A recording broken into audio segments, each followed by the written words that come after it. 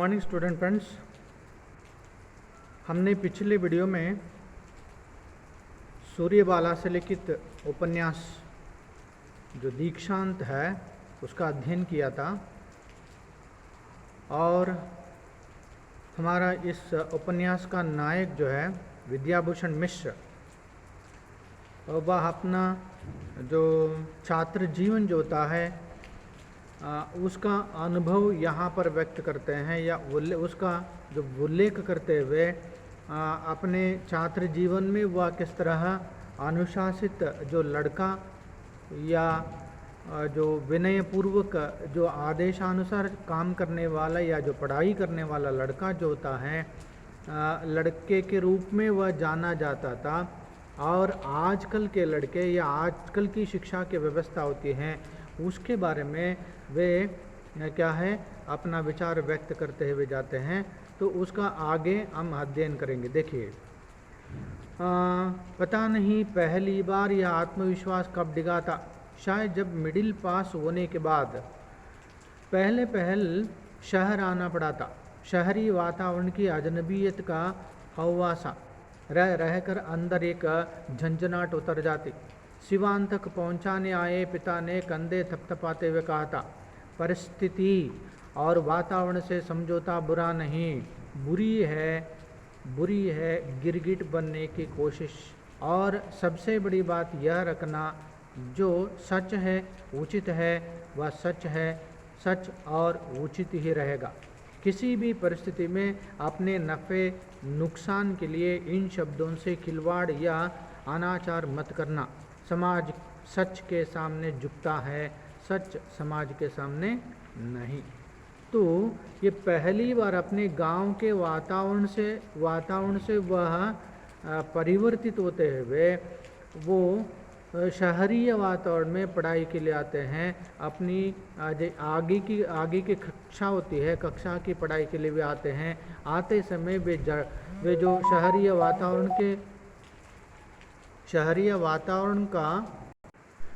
वातावरण की आदत उनमें नहीं होती है। उस वक्त वह हिचकिचाता है, तब उसके पिताजी जो है उसे समझाते हैं, आत्मविश्वास दिलाते हैं। तब पहला पतलून बना था।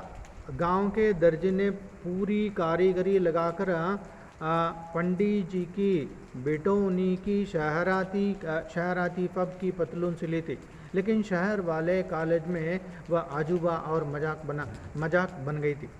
लड़के एक दूसरे को पकड़ कर लाते हैं उनकी पतलून दिखाने, और हफ्ते डेढ़ हफ्ते अवश्य ही अंतर्द्वंद में बीते। लेकिन फिर द्वंद्व में छिटके आत्मविश्वास को समेटा, अपने आप को जोड़ा बांधा एकजुट किया, नए सिरे से उम्मीदें बंदी और एक दृढ़ निश्चय कर तान कर सो लिए। हाँ, अपने परिश्रम पर पूरा भरोसा हमेशा रहा। 14वें दिन पतलून तह करके कॉलेज लेते गए और सबसे पहले जिस लड़के ने मस्करी की उसी के हाथ में थमाकर मुस्कुरा दिए, लीजिए आप लोगों की खुशी आपके हाथों में सौंप रहा हूँ।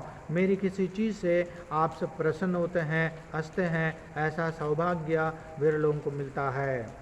मतलब यह पहली बार शहर के कॉलेज में जाते हैं तो वहाँ पर उसका जो विद्याभूषण मिश्र जो है उसका उपहास किया जाता है। तो तब उसकी प्रतिक्रिया के रूप में हम उन सभी लोगों को वह ऐसा कहता है। इतर पक्ष चमत्कृत, थोड़ी भूल सुधार, थोड़ी साफ सफाई भी, थोड़ी गलत फहमियाँ फटी, थोड़े आत्मस्वीकार झुके, जगह बनी थोड़ी सी इस माहौल में। ಅಂದರೆ वहाँ का माहौल अलग तरह का होता है। ಸೊ ಅವನು ಆ ವಾತಾವರಣಕ್ಕೆ ಹೊಂದಿಕೊಂಡು ತನ್ನನ್ನು ತಾನು ಆ ವಾತಾವರಣದಲ್ಲಿ ಒಂದು ತೊಡಗಿಸಿಕೊಳ್ತಾನೆ और आगे उसके अनुसार वह आत्मविश्वास बढ़ाते हुए आगे बढ़ता है। यूँ गवई व्यवहार शहरी अंदाज का अंतर कायम रहा, मगर इतना जो वेशभूषा में परिवर्तन होने के बावजूद भी वह गवई माने गांव का व्यवहार जो होता, हಳ್ಳಿಯ व्यवहार बिहेवियर अदागिर शहर का जो व्यवहार बिहेवियर जो होता वह उसी तरह का रहता है। उच्चारण और लहजा तक खटक था, लेकिन साथ ही साथ परिश्रम लगन को पूरा पूरा प्रोत्साहन और मान्यता भी मिलती। मतलब वो लगन से, मेहनत से, परिश्रम से वह पढ़ाई करता है, उसके लिए वहाँ पर उसे रिकग्निशन भी वहाँ पर मिलता है। अपने शिक्षकों तथा अंग्रेज़ों की ओर से आश्वासन और सहानुभूति भी भरपूर मिली, फिर भी यह नया परिसर अजनबी ही रहा सालों। मैंने कई सालों तक उन्हें यह ಶಹರೀಯ ವಾತಾವರಣ ಅದು ಅವನಿಗೆ ಒಂದು ಹೊಸ ರೀತಿಯ ಒಂದು ಅಜನಬಿ ಸ್ಟ್ರೇಂಜ್ ಅಂತ ಹೇಳ್ತೇವೆ, ಅಪರಿಚಿತ ವಾತಾವರಣದ ಹಾಗೆಯೇ ಒಂದು ವರ್ಷ ಉಳಿದುಕೊಳ್ತದೆ। कुछ विभिन्न सी लगती इसकी गतिविधियाँ, मैंने गांव की गतिविधियाँ एक्टिविटीज से नुंटू और शहर की गतिविधियाँ जो हैं उनमें से क्या है अंतर दिखाई देता। विभिन्न अंदर डिफरेंट आगे काणुವಂಥದ್ದು, एक दूसरे से सीधे सहज भाव से जुड़ने मिलने वाली अंतरंगता से बहुत दूर। क्योंकि गांव के वातावरण में ये क्या है, अंतरंगता जो होती है, अपनापन जो होता है, अपनापन होते हुए लोग आपस में बहुत क्या है अंतरंगता से मिल, सहज भाव से नेचुरली मिल पाते हैं, मगर शहर में उस तरह का वातावरण नहीं दिखाई देता। जाने कहाँ कहाँ के दूर दराज अंचलों से आए चेहरे, खान पान और रहन सहन से लेकर बोलचाल, कर्तव्य, कार्य व्यवहार और रुचियाँ सब भिन्न भिन्न। हॉस्टल में रहते हुए तो वहाँ पर सुदूर गांव के आंचलिक प्रदेशों से आने वाले जो अलग अलग परिवेश से आने वाले, अलग अलग माहौल से आने वाले बच्चे जो हैं वहाँ पर रहते हैं, उनका खान पान सब कुछ भिन्न, वहाँ पर भिन्न भिन्न जो संस्कार, कार्य व्यवहार वहाँ पर दिखाई देता है। इन सब के बीच कम और ज़्यादा पैसे वालों की थी, आपसे आप वर्गभेद हो ही गए थे।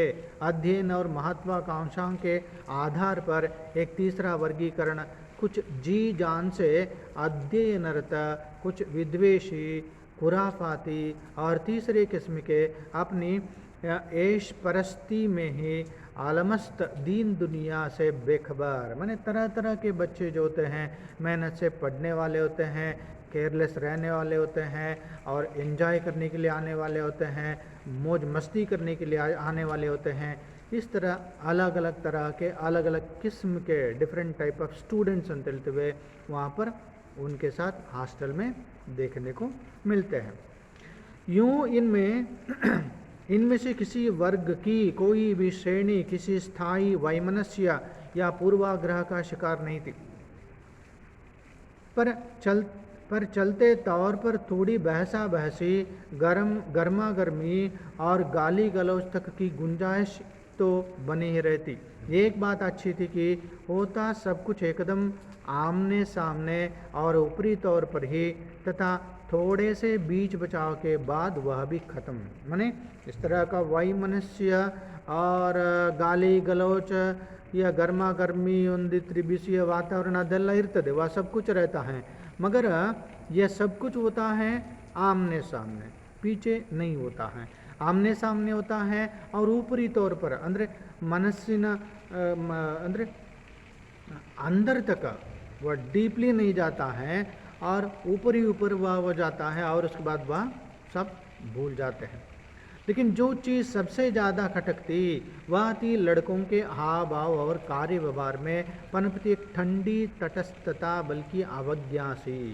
तटस्थता ಎಲ್ಲವನ್ನ किसी का पक्ष या विपक्ष नहीं है, बस जाने दो भाई, कोई बात नहीं, उसमें क्या होता है। इसी तरह ठंडी ಅಂದರೆ ಒಂದು ಕೂಲ್ ಆಗಿ ಯಾವುದು ಎಂಥದ್ದು ವಿರೋಧದಾಗ್ಬೋದು, परवागी ಆಗ್ಬೋದು, इस तरह का कोई व्यवहार नहीं होता है। एक बिल्कुल ठंडी अवज्ञा सी, ठंडी तटस्थता जो है अवज्ञा ಎಲ್ಲವನ್ನು ಕೂಡ ಕೇರ್ಲೆಸ್ ಆಗಿ ಕಾಣುವಂಥದ್ದು। अवज्ञा ಅಂದರೆ केयरलेस। ज्ञान, विज्ञान, संस्कृति, शिष्टाचार और सबसे बढ़कर सांस्कृतिक राष्ट्रीय पर्व त्योहारों के प्रति जोश उमंग के स्थान पर एक निहायत लापरवाही, गैर जिम्मेदार दृष्टिकोण। ಅಂದರೆ ಎಲ್ಲದಕ್ಕೂ ಮನೆ हमारी संस्कृति हो, ज्ञान विज्ञान हो या शिष्टाचार हो, जहाँ तक कि राष्ट्रीय नेशनल फेस्टिवल जो होते हैं उसको भी, उसमें भी जोश से और उमंग से उसमें भाग ना लेने की ये लापरवाही जो है, गैर जिम्मेदाराना, इर्रेस्पॉन्सिबल ये बिहेवियर वहाँ पर बच्चों में उस माने हॉस्टल के वातावरण में वहाँ पर दिखाई देता है। उन्हें आश्चर्य होता, सिर्फ कुछ सालों पहले ही तो गांव के स्कूल में स्वतंत्रता दिवस 26 जनवरी कितने महान पर्वों के रूप में मनाए जाते थे। ಈಗ ಪ್ರೈಮರಿ ಸ್ಕೂಲ್ಗಳಲ್ಲಿದ್ದಾಗ ಅಲ್ಲಿಯ ಆ ಶಾಲೆಯ ವಾತಾವರಣ वहाँ पर गांव में जैसे 26 जनवरी का महोत्सव जो होता है या स्वतंत्रता दिवस जो होता है, स्वातंत्र दिनाचरण अथवा गणराज्य दिन, ये इन सभी का जो एक बड़े से पर्व के रूप में मनाना, पर्व माने ಸೆಲೆಬ್ರೇಷನ್, ದೊಡ್ಡ ಸೆಲೆಬ್ರೇಷನ್ ಆಗಿ ಆಚರಣೆ ಮಾಡ್ತಾ ಇದ್ದಂಥ ವಾತಾವರಣದಿಂದ ಬಂದು यहाँ पर उन सब के प्रति एक अवज्ञा की भावना वहाँ पर दिखाई देती है। हफ्तों पहले से स्कूल के आहतों में छूने गेरू की लाइनें खींच कर तैयारी शुरू हो जाती। तिरंगे के लिए गोलाकार सीढ़ियों वाला चबूतरा तैयार किया जाता। पीटी मास साहब आरी माधव की लेई से लसी चिपकाई हारमोनियम पर बच्चे चीख कर पूरे जोश खरोश से अमर कीर्ति हो ध्वज की का अभ्यास शुरू कर देते। मैंने वह स्कूली दिनों के बारे में वह याद करते हुए हम जिस प्रकार वहाँ पर उस महोत्सव के संदर्भ में तैयारियाँ करते थे, उसको यहाँ पर हमारे इस उपन्यास के नायक जो है विद्याभूषण मिश्र उसको याद करता, अपने स्कूली दिनों को वह याद करता। कड़क और कलफदार पोशाके, ಕಡಕ್ और ಕಲಫದಾರ್ ಅಂದರೆ ಎಲ್ಲ ಸ್ತ್ರೀಯೆಲ್ಲ ಹಾಕಿ ಗಂಜಿ ಅದು ಇದೆಲ್ಲ ಹಾಕಿ ಹಾಕಿದಂಥ ಆ ಪೋಷಾಕೆ ಡ್ರೆಸ್ಗಳು और बैंड और ಸಲಾಮಿಯಾ ನಾ ಸಹಿ, ಸಲಾಮಿಯ ಸೆಲ್ಯೂಟ್ ಕೊಡುವಂಥದ್ದು, ಸಲಾಮಿಯಾ ನಾ ಸಹಿ अपने उन्हीं उठंगे पाजामों और निचुड़ी कमीजों में वे देश की बली वेदी पर जी जान से निछावर होने की कस्में खाते। वे क्या कर रहे हैं, किसके लिए कर रहे हैं, इसकी पूरी समझ उन बच्चों को भले ना सही हो, लेकिन इस समारोह के प्रति उनकी उमंग, भक्ति और चाह इस बात का द्योतक था कि वे इसे एक बहुत विशिष्ट पर्व मानते हैं।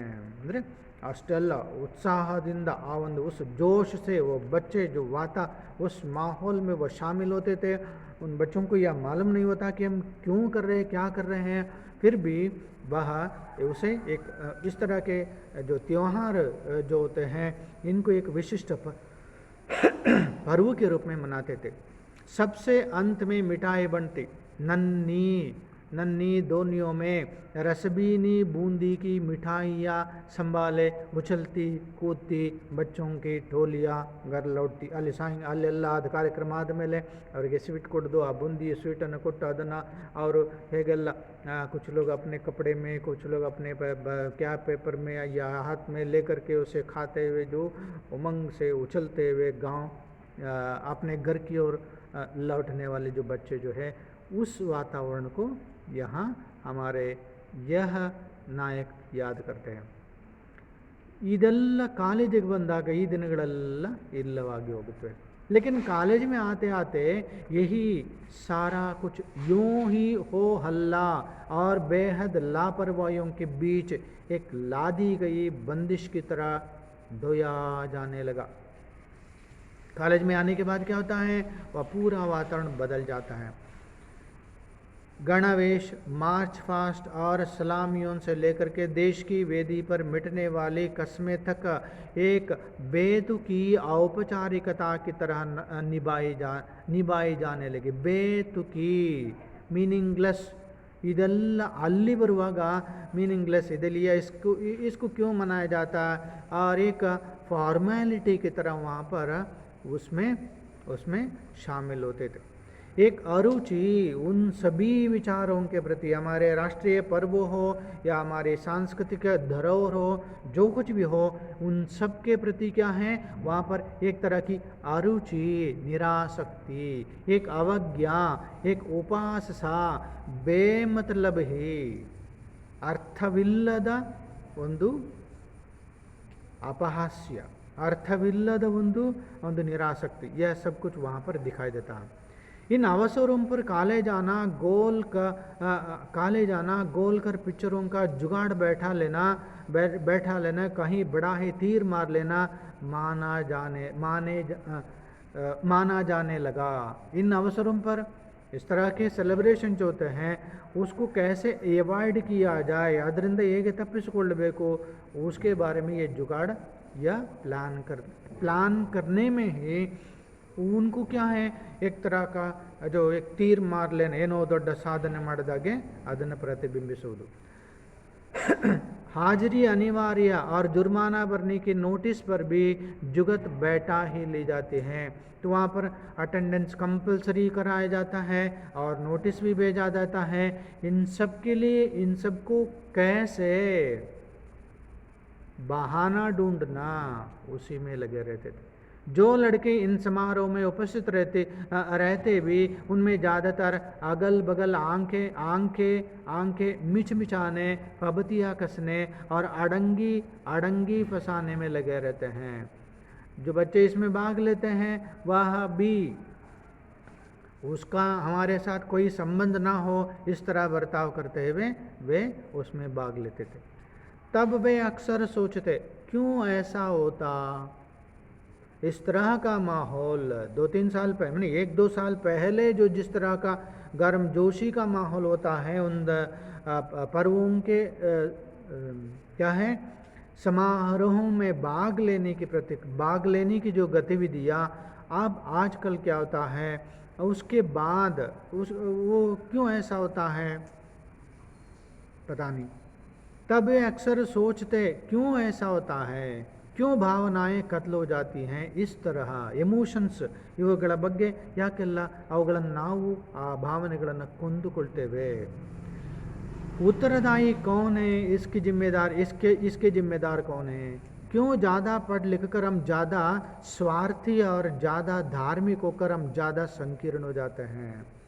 जब आदमी जितना पढ़ लिख कर ऊंचा जो पहुंचने लगता है, ಮೇಲೆ ಹೋಗ್ತಾನೆ, ಅವನ ಎಂಥದ್ದು बुद्धि शक्ति उंटಲ್ಲ ಅದು ಕೆಳಮಟ್ಟಕ್ಕೆ ಇಳಿತಾ ಹೋಗ್ತದೆ, ಮನೆ वो नीचे उतरते चला जाता है और वह वहाँ पर पढ़ लिख कर स्वार्थी बन जाता है और वह ज़्यादा धार्मिक हो जाता है और संकीर्ण भावना वह पैदा कर लेता है। और आधुनिक होने का अर्थ क्यों मनुष्य के मूलभूत मूल्यों का मजाक बनाने से लिया जाने लगा है। तभी तो आधुनिकता की ओट में हम इन कस्मों, इन भावनाओं की खिल्ली उड़ाने लगे। इस तरह की भावना, इमोशन जो होते हैं, इस तरह की कस्में, देश के लिए मिटने वाले जो कस्में खाने वाली वो दिन है, या उस तरह के विचारों के प्रति ये लोग खिल्ली उड़ाते हैं। क्यों ऐसा होता है। इन्हें एक तरह का बचकाना दर्जा देने लगे हैं। क्यों सहज शब्दों वाला सीधा साधा जीवन दर्शन हमें पिछड़ी कोटि का लगने लगा है। सीधा साधा जीवन दर्शन जो है वह ಅದು ಒಂದು ಹೈಯರ್ ಲೆವೆಲಿನ ಒಂದು ಎಂಥದ್ದು ಜೀವನ ಅಂತ ಅನಿಸೋದಿಲ್ಲ। क्यों सहज शब्दों वाला, और हम सिर्फ कुतर्कों के माध्यम से उन्हें जुटलाने पर तुले हुए हैं। एकांगी वे संस्कार, वे भावनाएं या ನವ್ಯ ಓಡಾವ ಮುಖೋಟ, ನಮ್ಮ ಆ ಸಂಸ್ಕಾರಗಳು, ನಮ್ಮ ಆ ಭಾವನೆಗಳು ಓ ಸಹಿ ಹೇ ಯಾ ಓಡಾವ ಮುಖೋಟ ಅಂದರೆ ಮುಖವಾಡ, ಧರಿಸಿಕೊಂಡಂಥ ಮುಖವಾಡ। ಯಾವ ರೀತಿ ಮುಖವಾಡ, हम आधुनिक है, हम कल्चर्ड है, हम एजुकेटेड है, सो कॉल्ड एजुकेटेड है, ऐसा जो मुखोटा पहनते हैं। क्यों ऐसा होता है। आदकाचरा और बचकाना क्या है, अब हमसे क्यों नहीं संभल पा रहा। यह सादगी भरा जीवन दर्शन जो कहता है, मैंने सिंपल लाइफ, ಜೀವನದ ಒಂದು तत्व सिद्धांत, दर्शन माने सिद्धांत, जीवन सिद्धांत। विचार लो कि मर्त्य हो नाम, मृत्यु से डरो कभी, वही मनुष्य है कि जो मनुष्य के लिए मरे। ये साधारण, ये सादगी भरा जीवन दर्शन जो होता है, इस जीवन दर्शन को हम नकारते हैं, अवज्ञा की भावना से देखते हैं। क्यों ऐसा होता है? शायद तभी से हमने ज़िंदगी के बेहद ज़रूरी चीज़ों को मजाक में लेना शुरू कर दिया था। ऐसी पंक्तियों की अर्थवत्ता खत्म होने लगी थी। धीरे धीरे हमारे लिए जो कुछ पूंजी है अपने पास, उसे भी नितांत मूढ़तापूर्वक लुटाकर क्या हासिल करने पर लगे हम। ಅಂದರೆ ನಮ್ಮೆಲ್ಲ ये एक पूंजी जो है, एक क्या कैपिटल बंडवाಳ ಅಂತ ಹೇಳ್ತೇವೆ, हमारे संस्कृति, हमारा विचार, हमारा जो हमारी भावना जो है, यह सभी हमारे लिए पूंजी है।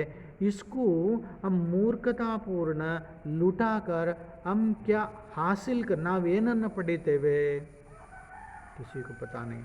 हमें पता भी है कि हमें चाहिए क्या, तो अच्छा ठीक है, इन सबको हम नकार देते, ಇದನ್ನೆಲ್ಲ ಈ ಸೆಲೆಬ್ರೇಷನ್, ಇದು ಹಬ್ಬ ಆಚರಣೆಗಳಾದ್ದು ಇದೆಲ್ಲ मूढ़नंबिके, इसमें कोई क्या मीनिंगफुल नहीं है, मीनिंगलेस ऐसा हम समझते हैं, ऐसा हम साबित करना चाहते हैं।